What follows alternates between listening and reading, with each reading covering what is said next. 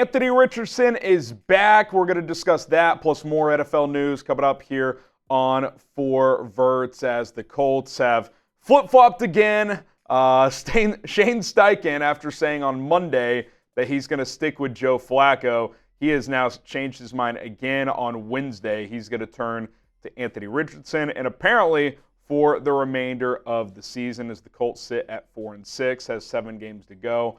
Probably not a playoff team, albeit only just 1 game back of the Denver Broncos, who are 5-5. I think ultimately this is the right decision. I'm not sure who's making the decisions because it feels like a couple times now Steichen and either the team or the rest of the coaches or the front office have not been on the same page regarding who's going to play quarterback. Because remember when they switched to Flacco, he initially wasn't going to do that. Then he did. Then he said he was going to start the rest of the season. And then 2 weeks later, they're switching again, despite 2 days ago saying they were going to start Flacco. It's just all over the map. But I think in the end, this makes sense, and here's why. One, I think benching him was the right move. Not because solely he was playing terrible, which he was, and when it's that bad and you actually have a decent roster and team, it's kind of hard to look the other guys in the face and be like, yeah, we're just not going to try to win here. I mean, quarterbacks, young guys across the league struggle all the time, but this guy, 10 for 32 in a game, it was atrocious. But even with the bad play, I still think the primary reason Anthony Richardson was benched was because he tapped out. He tapped out of a game. And I don't care if the quarterback runs 5 times in a row for 80 yards. You can't check yourself out of a game as the quarterback. It's just not allowed.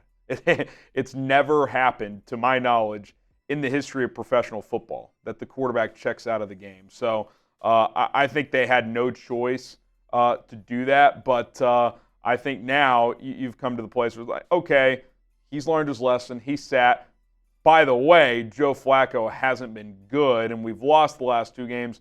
Let's get back on track to trying to develop this guy and seeing what we got here. And that's my question next.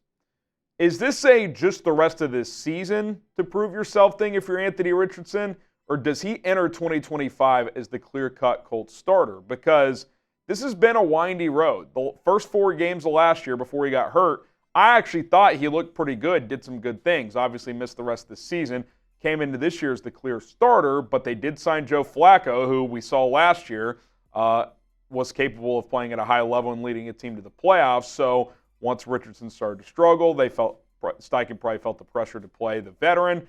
Now that he's struggled, they've gone back. But my question is, does he only now have these 7 games to prove himself? Because even if he starts all 7 of these games in as bad, that basically means he's been given a total of about 1 season worth of games to start to prove he's the guy. Now, if it's just atrocious, I guess I couldn't blame them for considering other options next year, whether that's in the draft, trade market, free agency, whatever. But you drafted this guy in the top 5 knowing that he's raw. Not like, he's got things to work on and polish. Like, no, he's raw. He didn't play a ton in high school, didn't play a ton in college. But he's physically gifted and has all these tools. But you got to give this guy 25 starts, right? So, it's painful when he's playing as bad as he was, but I think you got to see if he can fight his way through it. So we'll see how he plays the final 7 games. Hopefully he plays at least well enough and improves, even if it's not great, if it's just like, okay, we're seeing flashes here, that you do enter 2025 where he's the guy. Because the worst case scenario for Indianapolis is it's as bad as it was, if not worse, and you're at the end of the season. You're like, what do we do? Do we give him the start of next year, or do we just have to pivot here? So these 7 games are important for him. The NFL stands for not for long for a lot of guys for a reason. Like Anthony Richardson, he's got another chance here. He's got to earn his teammates' trust back, and really he's at least got to show some life as a player because the last time we saw him, we just didn't see that. He was really, really struggling. From one quarterback to another, Richardson back in the lineup. Daniel Jones might be out of the Giants starting lineup, as a lot of chatter this week as the Giants are on bye week that Daniel Jones could be getting benched here. Most believe Brian Daboll will make that move because for the first time this week in his Monday presser, instead of saying, no, Daniel's the guy, when asked if they'll consider a QB change, he said, we're evaluating everything right now. Now, he kind of defended that by saying, well, it's the bye week. We're going to evaluate everything. But it's like, I think you're going to Drew Lock. That's kind of how I took that. Now, they haven't announced that. They don't need to announce that until next week because they are on a bye right now. But something to consider. The Giants are 2-8. Even if they win out, they probably would not make the playoffs, which, let's be real, they're not going to win out. If Jones keeps playing and gets hurt and can't pass a physical by the start of the new league year in March, they owe him all $42 million of what his cap hit would be next year. Whereas if they cut him, I think they saved $23 million. So they would owe him that additional $23 million. And all signs point to them cutting him this offseason. So you're out of the picture. Your season's over.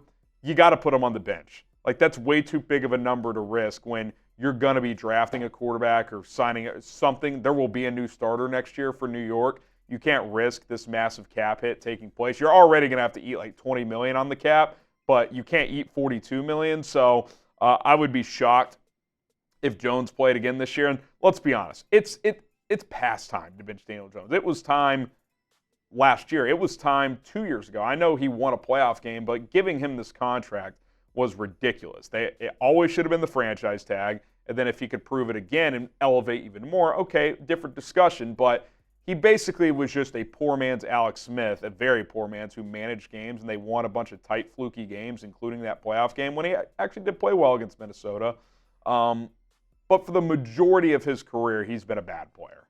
I mean, how many guys of Daniel Jones' caliber have entered or have gotten 6 years to prove themselves? It's kind of outrageous.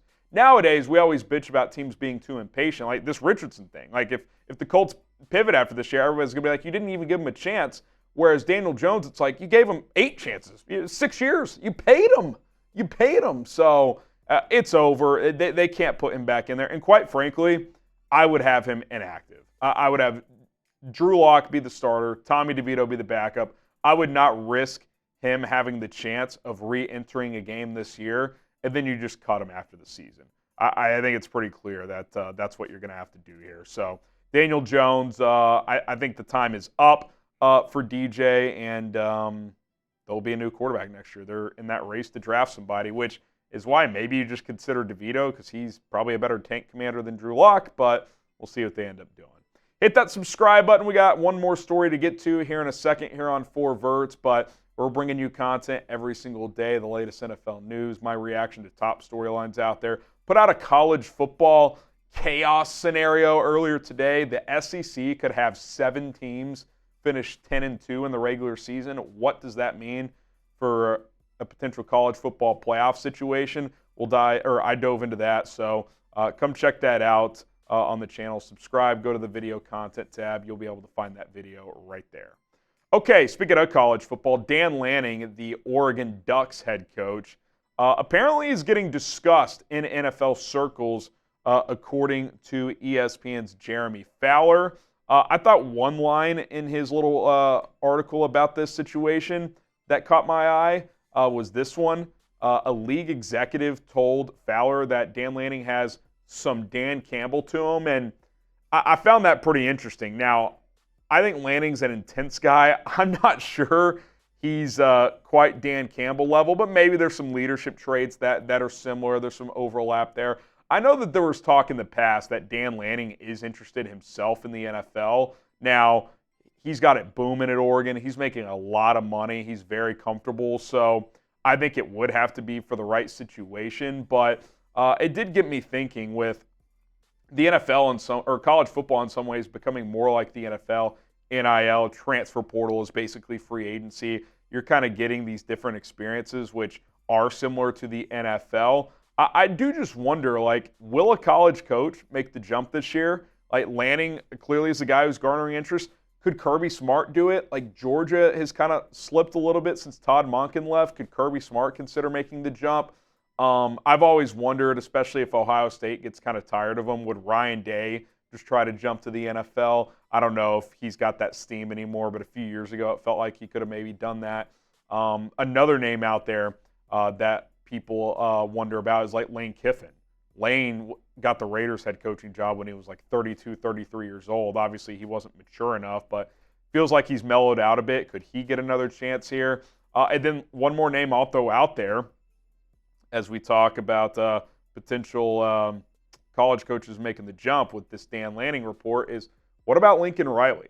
What if, he kind of gets ahead of getting fired, whether that would be after this year or potentially next year at USC, and considers making the jump? Would the Bears be interested with Caleb Williams, with the Matt Eberflus situation?